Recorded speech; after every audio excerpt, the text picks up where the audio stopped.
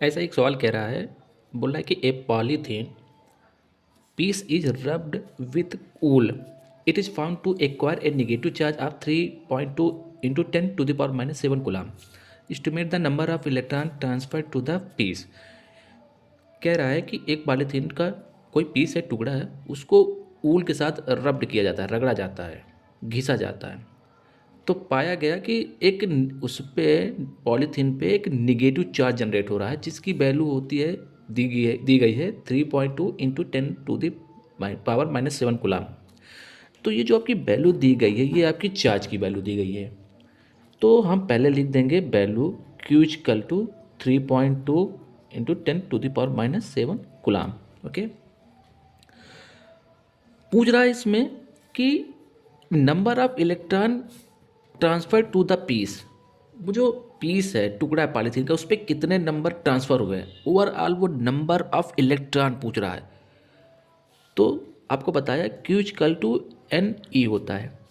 Q की value दी गई है 3.2 इंटू 10 to the पावर-7 गुलाम, इक्वल एन की वैल्यू पूछ रहा है, नंबर ऑफ इलेक्ट्रॉन। इलेक्ट्रॉन क्या है आपका, ये चार्ज है, जिसकी वैल्यू होती है 1.6 इंटू 10 की पावर-19। तो एन इक्वल टू हो जाएगा आपका 3.2 इंटू 10 to the पावर-7 coulomb upon 1.6 into 10 to the पावर-19। ओके, तो जब इसको हम सॉल्व करेंगे तो ये आएगा करीब करीब आपका 2 इंटू 10 to the पावर-12। ये आपका नंबर ऑफ इलेक्ट्रॉन आ गया। ऐसे ही अगला सवाल आपका, how many electron pass through a wire in 1 minute if the current passing through the wire is 200 milliampere। Okay, तो बच्चों मेरी एक राय है, सलाह है कि जो डाटा आपके क्वेश्चन में दिया होता है, आप ना पहले उसको लिख लिया करो। जैसे 1 मिनट टाइम कितना दिया है, 1 मिनट। 1 मिनट में हाउ मेनी सेकेंड, 60 सेकेंड, क्योंकि हमको SI में पुट करनी वैल्यू। करंट की वैल्यू दी गई है 200 मिली एम्पियर।